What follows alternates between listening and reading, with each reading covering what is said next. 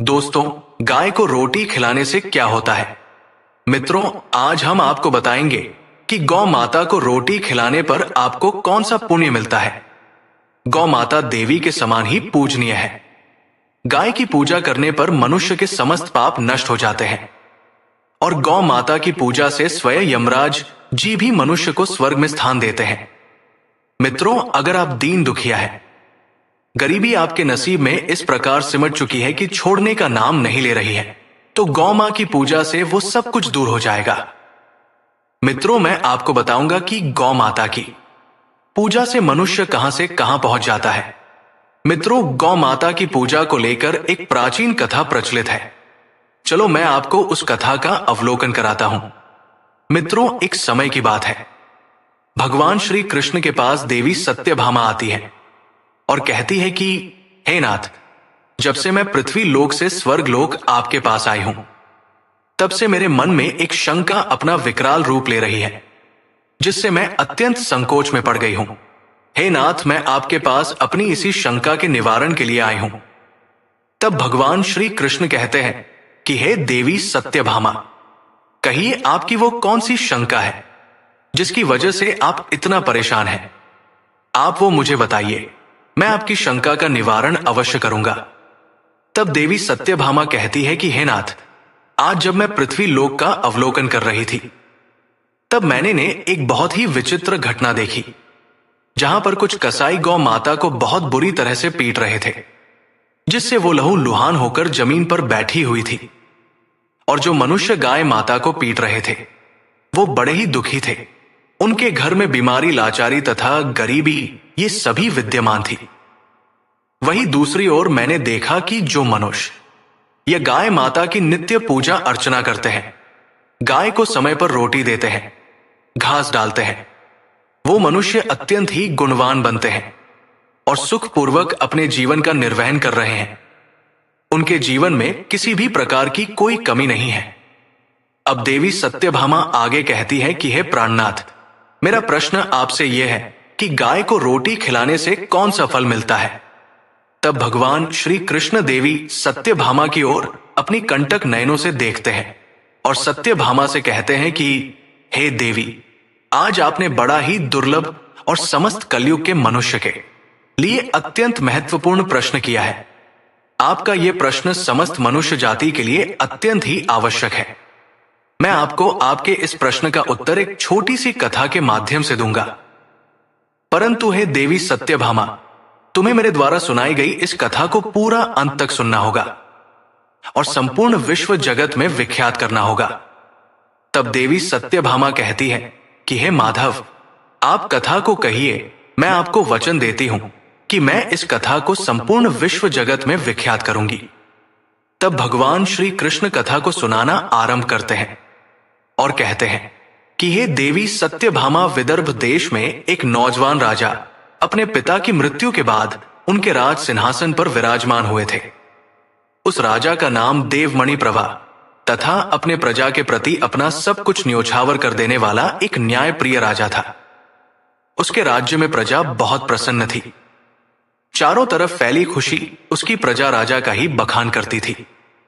राजा देवमणि व्रता नारी थी, जिसके साथ देवरण राजा अत्यंत खुशी पूर्वक अपना जीवन निर्वाह कर रहे थे। अब ऐसे ही उनका जीवन लगभग 4 वर्षों तक बीतता रहा। अब इन 4 वर्षों में राजा देवर्मन ने कई प्रयास किए, परंतु उसकी पत्नी कर्णावती मां नहीं बन पा रही थी, जिससे राजा को संतान की चिंता सताने लगी।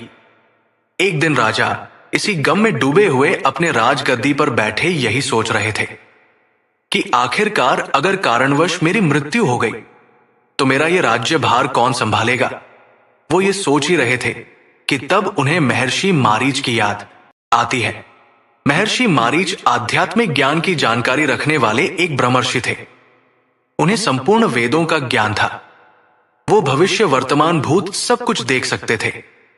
अब अगले दिन राजा देवर्मन अपनी रानी को लेकर महर्षि मारीच के पास जाते हैं। जब महर्षि मारीच राजा देवर्मन और रानी कर्णावती को अपने आश्रम में आया हुआ देखते हैं, तो वो उनसे कहते हैं कि हे राजन, आप आज किस प्रयोजन से हमारे द्वार पधारे हैं? क्या आपके राज्य पर कोई संकट आया है जिसकी वजह से आप यहां पर पधारे हैं? या फिर आपके यहां आने की वजह आपका वैराग्य को धारण करना है, परंतु आप जैसे धीर वीर पुरुष को यह वैराग्य शोभा नहीं देता। आप तो एक अच्छे राजा हैं। आपको तो संपूर्ण प्रजा का ध्यान रखना है और प्रजा आपके राज्य में अत्यंत सुखी है। अभी अभी तो आपकी शादी हुई है। आप विवाह सुख का तो आनंद कर ले। आप अपना नहीं तो रानी के बारे में तो कुछ सोचे। तब राजा देव रमन कहते हैं कि हे महर्षि, मैं ना तो यहां पर वैराग्य को धारण करने आया हूं और ना ही हमारे राज्य पर कोई संकट आया है, परंतु हे त्रिकाल दर्शी महर्षि, आप तो समस्त वेदों के ज्ञाता है। आप तो प्रत्येक मनुष्य का चेहरा देखकर उसका भाग्य बता देते हैं। हे महर्षि, आप मेरी शंका को क्यों नहीं भांप पा रहे हैं? अब महर्षि मारीच कहते हैं कि हे राजन, मैंने आपकी शंका समझ ली है कि आप किस प्रयोजन से हमारे आश्रम में पधारे हैं। तब महाराज देव रमन कहते हैं कि हे महर्षि, कृपया हमारी सहायता करें और हमें वो ज्ञान दे कि हम किस वजह से अभी तक संतान सुख से वंचित है। हमें उसका कारण बताइए। अब राजा के इस प्रकार के करुण स्वर सुनकर महर्षि मारीच को उन पर दया आ जाती है और महर्षि मारीच कहते हैं, हे राजन, आप धैर्य रखिए। मैं अभी आपको बताता हूं कि वो कौन सा कारण है जिसकी वजह से आपको अभी तक संतान सुख से वंचित रहना पड़ रहा है। तब महर्षि मारीच अपनी दिव्य दृष्टि से राजा देवर्मन का भूतकाल देखते हैं। तब उन्हें पता चलता है कि राजा देव रमन ने भूतकाल में एक गाय के ऊपर अनजाने में ही अपराध हो गया था, जिस वजह से उन्हें संतान सुख से वंचित रहना पड़ रहा था। अब महर्षि मारीच राजा देव रमन से कहते हैं कि हे महाराज, आपसे जाने अनजाने आपके भूतकाल में आपसे गलती हुई है। आप अपने मित्र के यहां से रथ में बैठकर रहे थे, तब रास्ते में एक गर्भवती गाय ने आपको पुकार लगाई थी कि हे राजन, मैं बहुत भूखी हूं, मुझे खाने के लिए कुछ दे दो, मेरे पेट में मेरा शिशु पल रहा है। आपने उस गाय की बात का ध्यान नहीं दिया और आप आगे बढ़ गए। वो गाय करुण विलाप करती रही। इसी वजह से उस गाय का आपको श्राप लगा है।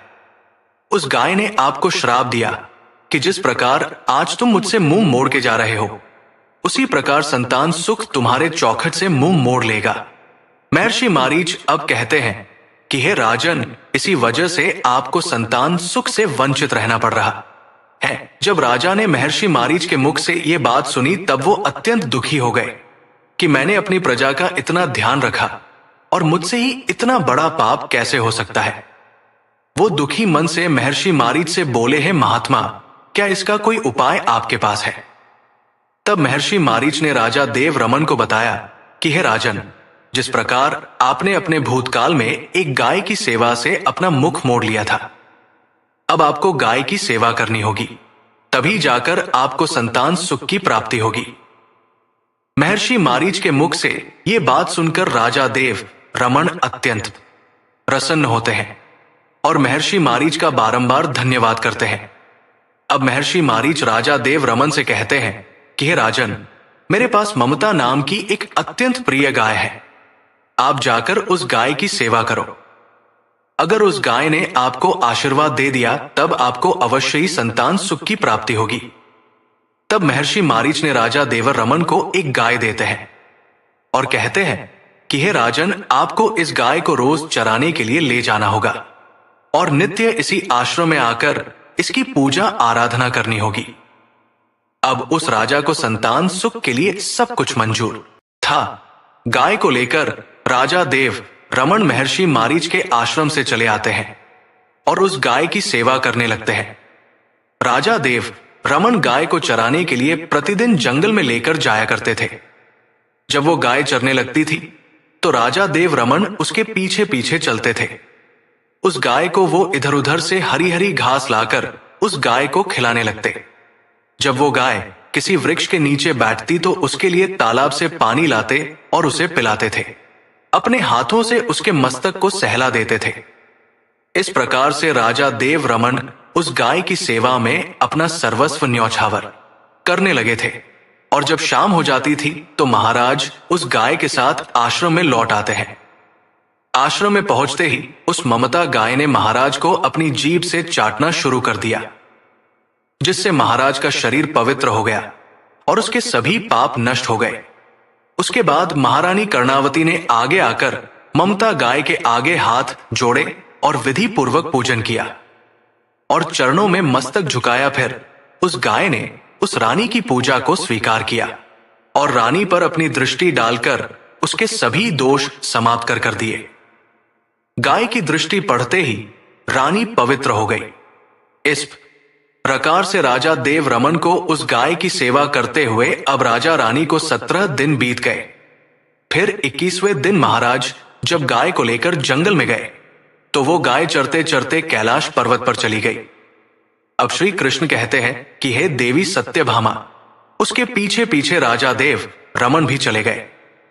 अब वहां उस पर्वत पर खड़े होकर राजा देव रमन कैलाश पर्वत की सुंदरता को एक कटक निहार रहे थे। इतने में ही अचानक से एक बाघ ने आकर उस गाय को बलपूर्वक दबोच लिया। राजा को उस बाघ के आने की आहट तक राजा देवर रमन को मालूम नहीं हुई। अब जैसे ही वो उस बाघ में गाय को दबोचा, तुरंत ही ममता गाय ने जोर से कहा, महाराज मेरी रक्षा करो। राजा देव रमन ने गाय की तरफ देखा तो ममता गाय को एक बाघ ने पकड़ रखा था और उसके नाखूनों के घाव की वजह से अब उस गाय को यातनाएं होने लगी। अब उसकी आंखों से आंसुओं की धारा बहने लगी, जिसे देखकर महाराज व्यथित हो उठे और उन्होंने तुरंत ही अपना बाण निकाला और धनुष की डोरी पर रखा और उस बाघ को मारने के लिए प्रत्यंचा खींची। उसी समय उस बाघ ने महाराज की तरफ देखा। वो बाघ एक मायावी था। उस बाघ की दृष्टि पड़ते ही महाराज का शरीर जैसे बर्फ की तरह जम गया हो। उनकी शक्ति क्षीण हो गई, उनका सारा बल शून्य हो गया। तभी उस बाघ ने अपनी गर्जना भरी आवाज में कहा, है राजन, मेरे ऊपर प्रहार करना तुम्हारे बस की बात नहीं है। इस पर्वत पर तुम तो क्या कोई भी मुझे नहीं मार सकता है, क्योंकि भगवान भोलेनाथ मेरी ही पीठ पर पैर रखकर नंदी पर विराजमान होते हैं। इसीलिए तुम मुझे मारने की चेष्टा मत करो। अगर तुम मुझे मारने की कोशिश करोगे तो तुम विफल ही रहोगे। अब तुम यहां से लौट जाओ। विधाता ने इस गाय को आज मेरा भोजन नियुक्त किया है। मुझे आज इसके मांस को खाकर अपना भर पेट भोजन करना है। इसीलिए तुम इसमें दखल देने की कोशिश मत करो। मैं जानता हूं तुम सूर्यवंश में जन्मे हुए राजा देव रमन हो, और सूर्यवंशी एक बार जो ठान लेते हैं वो किए बिना पीछे नहीं हटते हैं। परंतु तुम्हें अभी ये ज्ञात नहीं, इस कैलाश पर्वत पर भगवान भोलेनाथ की असीम माया फैली हुई है। इसीलिए तुम यहां से तुरंत ही चले जाओ। अब श्री कृष्ण कहते हैं कि हे देवी सत्यभामा। फिर राजा देव रमन कहने लगे, हे बाघराज, कृपया आप इस गाय को ना मारे। ये महर्षि मारीच जी की संपूर्ण मनोरथ को सिद्ध करने वाली ममता गाय है। हे बाघराज, आप इसकी हत्या ना करें। इस गाय की रक्षा और सेवा करने का आदेश महर्षि मारीच ने मुझे दिया है। इस गाय का एक नन्हा सा बछड़ा भी है जो घर पर इसकी राह देख रहा है। मैं इस गाय को इस हाल पर मरने के लिए छोड़कर नहीं जा सकता हूं। ये मेरे क्षत्रिय धर्म के खिलाफ है, क्योंकि एक क्षत्रिय अपना सर कटवा सकता है परंतु अपने दिए हुए वचन को पूरा करता है। इसलिए हे बाघ, मेरी आपसे विनती है कि आप इस गाय को जीवन दान दो। इस गाय के बदले में मैं तुम्हें अपना शरीर समर्पित करता हूं। आप मेरे शरीर का भक्षण कर लो, जिससे तुम्हारी भूख भी शांत हो जाएगी और इस गाय की रक्षा भी हो जाएगी और मेरे वचन का पालन भी हो जाएगा। हे बाघ, मुझ पर इतनी कृपा करो। इतना कहते हुए राजा देव रमन अब उस बाघ के सामने गए और उस गाय को छोड़ने के लिए विनती करने लगे और कहने लगे कि गौरक्षा के लिए प्राण त्यागने से मुझे स्वर्ग लोक की प्राप्ति होगी। इतना कहकर महाराज देव रमन उस बाघ के सामने हाथ जोड़कर बैठ गए और उन्होंने अपनी आंखें भी बंद कर ली। फिर अचानक से राजा देव रमन के कानों में एक आवाज सुनाई पड़ी, हे पुत्र उठो, मैं तुम्हारी सेवा को करते देखकर अत्यंत प्रसन्न हूं। यह सुनकर महाराज उठ खड़े हुए और उन्होंने अपने सामने उस गाय को देखा, परंतु वो बाघ कहीं दिखाई नहीं दिया। तभी वो गाय एक दिव्य स्त्री के रूप में बदल गई और राजा से कहने लगी है, राजन, ये सब मेरी ही रची हुई माया थी। मैं ही तुम्हारी परीक्षा ले रही थी और तुम अपनी इस परीक्षा में सफल हुए। तुम मेरे लिए अपने प्राण देने के लिए तैयार हो गए, इसीलिए मैं तुमसे बहुत प्रसन्न हूं। अब तुम मुझसे कोई भी वरदान मांगो, मैं तुम्हारी हर एक मनोकामना को अवश्य ही पूरा करूंगी। अब श्री कृष्ण कहते हैं कि हे देवी सत्यभामा, महाराज देव रमन कहते हैं, हे गौ माता, मेरे मन में जो इच्छा है उससे तो आप भली भांति परिचित हैं। कृपया आप मुझे पुत्र प्राप्ति का वरदान दीजिए। मेरी आपसे एकमात्र यही कामना है, क्योंकि मुझे कोई भी पुत्र नहीं है, और अगर मुझे किसी पुत्र की प्राप्ति ना हुई तो मेरे राज्य का कौन संभालेगा? मेरे राज्य का उत्तरदायी कौन बनेगा? अब उस दिव्य स्त्री ने कहा है, पुत्र, तुम पत्ते के दोने में मेरा दूध लेकर उसका पान करो। इससे तुम्हें अत्यंत ही बुद्धिमान और गुणवान पुत्र की प्राप्ति होगी। महाराज देव रमन कहने लगे, हे माता, अब आप अपने असली रूप में आ जाइए और मेरे साथ महर्षि मारीच के आश्रम पर चलिए, और मैं आपकी पूजा आराधना करके अपने अनुष्ठान को पूरा करके आपके अमृत समान दूध का पान करना चाहता हूं। अब वो दिव्य स्त्री एक गाय में बदल गई। उसके बाद राजा देव रमन उस गाय को साथ लेकर आश्रम चले गए। आश्रम में पहुंचने पर महारानी ने आगे आकर उस गाय का पूजन किया। तब उस गाय ने कहा है, महारानी, आप मुझे स्पर्श करें, इससे आपको अत्यंत गुणवान और विद्वान पुत्र की प्राप्ति होगी। फिर महारानी ने गाय को स्पर्श किया। महाराज और महारानी ने उस गाय की शास्त्रों के अनुसार पूजा आराधना की और उनके अमृत के समान दूध को प्रसाद समझकर ग्रहण किया। अब महर्षि मारीच कहने लगे हैं, राजन, अब आप अपने पाप से मुक्त हो चुके हैं। अब तुम्हारी हर एक मनोकामना अवश्य पूर्ण होगी। अब राजा देव रमन अपने राजमहल को लौट आते हैं और कुछ समय बाद राजा देव रमन को एक अत्यंत ही सुंदर और गुणवान पुत्र की प्राप्ति हुई, जिससे राजा और रानी अब बहुत प्रसन्न हुए। कुछ ही सालों में उन्हें 2 पुत्र और 3 कन्याओं की प्राप्ति होती है। अब श्री कृष्ण कहते हैं कि हे देवी सत्यभामा, जो भी मनुष्य गाय की सेवा करता है, उसे भोजन कराता है, उसकी पूजा करता है, उस मनुष्य के सभी काम सफल होते हैं। जो भी मनुष्य गाय की रक्षा करता है, उसकी कभी दुर्गति नहीं होती है। मृत्यु के बाद वो देवलोक में जाता है और भगवान विष्णु के दर्शन करने का सौभाग्य उसे प्राप्त होता है। जो मनुष्य गाय का दूध पीता है, वो सभी प्रकार के रोगों से दूर रहता है। जो मनुष्य गाय का दान करता है, उस मनुष्य को मोक्ष की प्राप्ति होती है। जो स्त्री रोज गाय को रोटी खिलाती है, वो देवी बन जाती है। गाय माता उसके समस्त पापों का नाश कर देती है और उसके सभी मनोरथ धीरे धीरे पूर्ण हो जाते हैं। अतः सदैव गौ माता की रक्षा और उनकी पूजा करनी चाहिए। इतना करने से ही मनुष्य के सभी कार्य सफल होते हैं। उसकी दरिद्रता और गरीबी समाप्त हो जाती है। गाय एक ऐसा प्राणी है जिसके अंदर एक मां के समान ही ममता होती है। वो इंसानों के सभी हाव भाव को पढ़ लेती है और गाय के आशीर्वाद से मनुष्य देखते ही देखते कहां से कहां पहुंच जाता है। जो मनुष्य नित्य गाय की सेवा करता है, उसकी पूजा आराधना करता है, संपूर्ण सर्वस्व गाय पर न्योछावर कर देता है। उसके घर पर कभी पैसों की कमी नहीं होती। यमराज भी उसके घर का दरवाजा देरी से खटखटा है। पति पर आई हुई विपदा टल जाती है। गाय माता आपके बीमार बच्चे को मृत्यु के मुंह से बाहर खींच लाती है। गाय से मिला आशीर्वाद अमोघ होता है, जिससे प्रत्येक मनुष्य का दुर्भाग्य मिट जाता है और वो मनुष्य यशस्वी, तेजवान और सर्वगुण संपन्न हो जाता है।